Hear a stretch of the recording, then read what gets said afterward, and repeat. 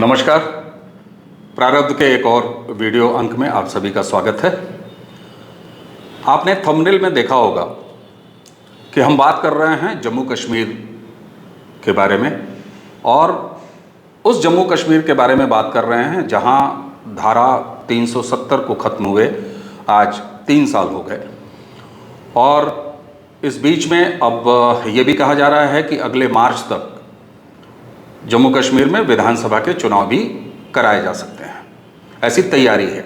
इस तैयारी को तब और ज़्यादा बल मिला जब इसी साल जम्मू डिवीज़न की डिप्टी कमिश्नर ने एक ऑर्डर जारी किया सभी तहसीलदारों को, जिसमें उन्होंने ये कहा कि जम्मू कश्मीर केंद्र शासित प्रदेश के विशेष सारांश संशोधन 2022 के तहत नए वोटरों का पंजीकरण किया जाए।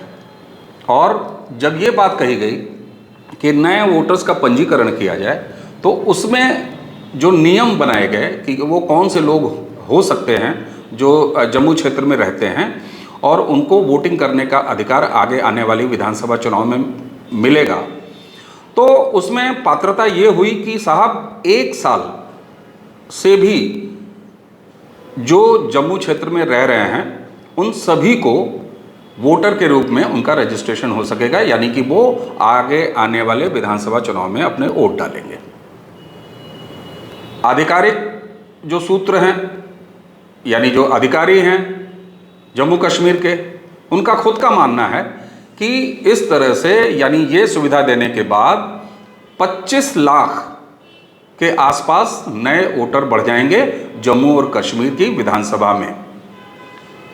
उसके बाद तो बवेला मचना तय था कि साहब ये 25 लाख लोग बाहरी, जिनका जम्मू कश्मीर से कोई मतलब नहीं है, जिनका जम्मू कश्मीर की संस्कृति से कोई मतलब नहीं है, ये सारे बाहर के लोग हैं।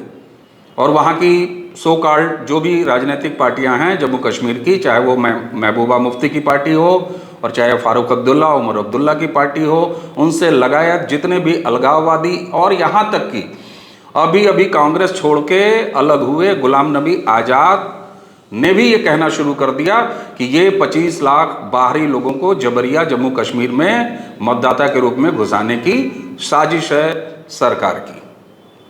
क्या ये सही है? एक झटके में ऐसा लगता है कि 25 लाख लोग कहां से आ गए।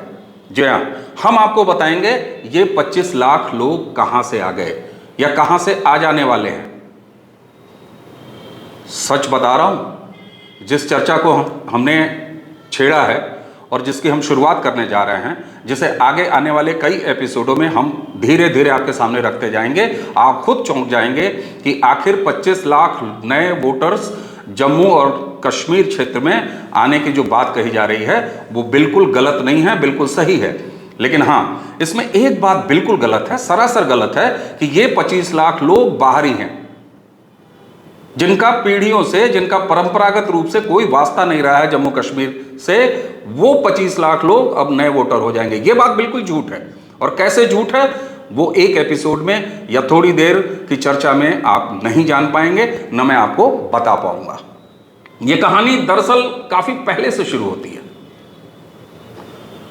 आप चौंक जाएंगे ये जान के कि एशिया की विस्थापितों की राजधानी, यानी शरणार्थियों की अगर राजधानी कही जाए तो वो है जम्मू क्षेत्र।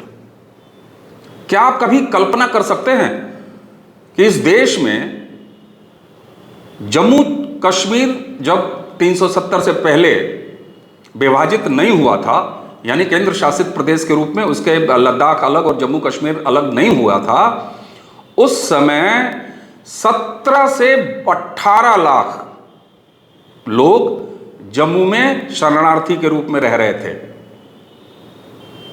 जब जम्मू कश्मीर से कभी भी रिफ्यूजीज की बात आती है, शरणार्थियों की बात आती है, तो केवल और केवल एक नाम कश्मीरी पंडितों का सामने आ जाता है या सामने लाया जाता रहा है।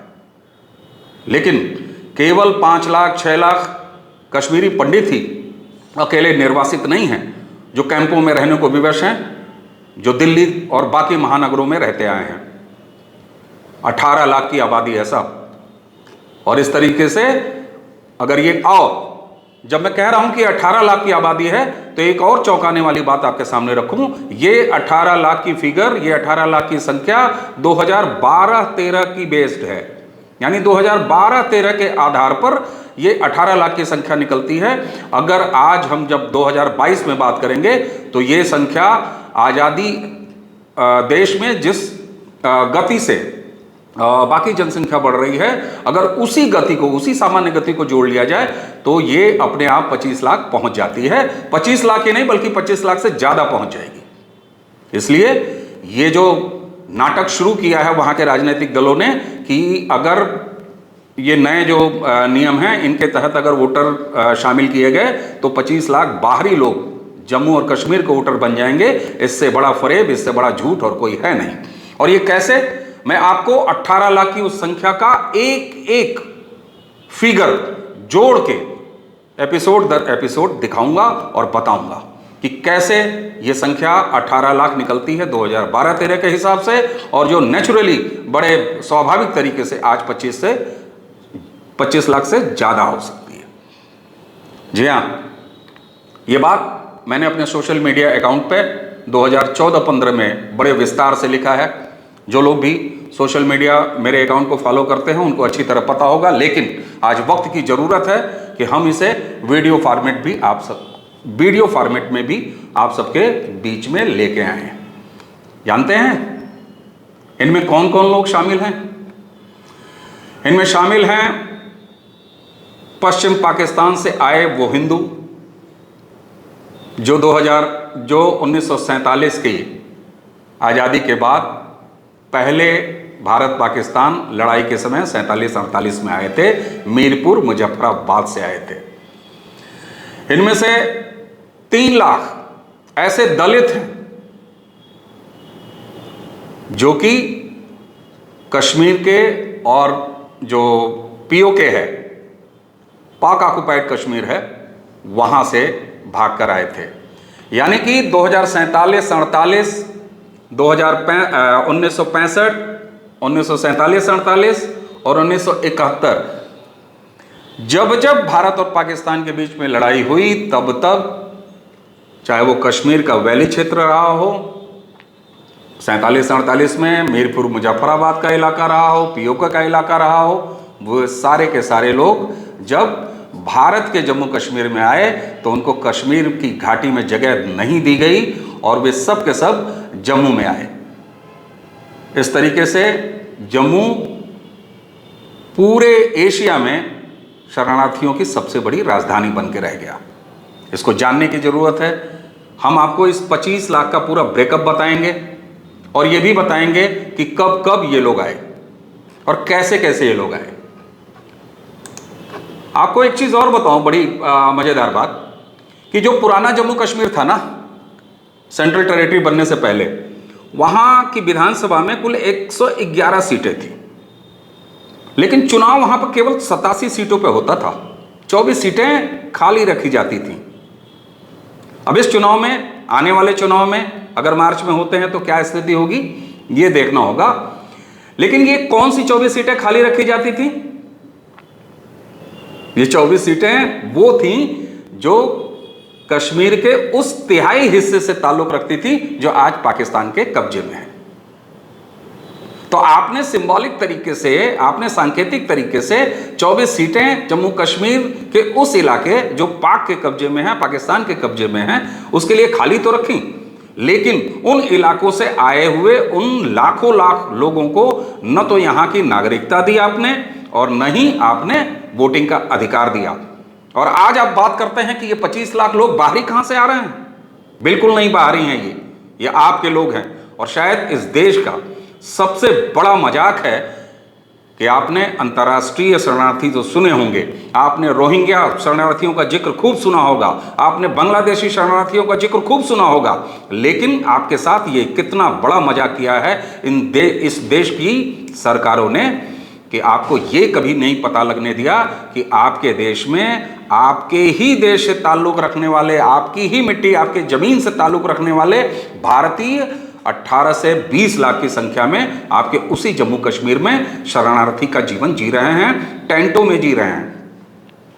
न उनके पास राशन कार्ड हैं, न उनके पास वोटिंग राइट हैं और ना ही उनके पास अस्थायी निवास का कोई प्रमाण पत्र है। आज केंद्र सरकार 370 के 3 साल के बाद जब ये बात कर रही है कि वो वोटिंग राइट देगी, उसी के साथ ऐसे सभी लोगों को जम्मू कश्मीर की नागरिकता का प्रमाण पत्र भी दिया जाएगा जो 1 साल या 1 साल से ज्यादा समय से जम्मू कश्मीर में रह रहे हैं। तो मैं क्रमवार आपको इस 25 लाख संभावित बढ़ने वाले जम्मू कश्मीर के वोटर्स के बारे में एक एक ब्रेकअप बताऊंगा, लाख दर लाख ये कौन है, ये कैसे आए, ये कैसे ताल्लुक रखते हैं जम्मू कश्मीर से। ये सारी बातें आगे आपसे विस्तार में होंगी, एक सीरीज के माध्यम से होंगी, कश्मीर फाइल्स के रूप में, कि कहां से और कैसे ये 25 लाख लोग वोटर के रूप में जम्मू कश्मीर में आने वाले हैं। स्वागत करिए इनका। और ये वो लोग हैं जिन्हें अब तक कोई अधिकार नहीं मिला था, अब इन्हें न सिर्फ जम्मू कश्मीर के नागरिक होने का अधिकार मिलेगा बल्कि जम्मू कश्मीर के विधानसभा में ये अपना वोट भी डाल सकेंगे। ये बहुत अच्छी शुरुआत है और ये वो परिणाम है जो आज 370 और 35 कैपिटल ए के शहीद होने या उनके मर जाने, उनके दिवंगत होने के बाद देश को हासिल होने जा रहा है। तो मुझे लगता है कि ये चर्चा बहुत महत्वपूर्ण रहेगी, ये सीरीज बहुत महत्वपूर्ण रहेगी।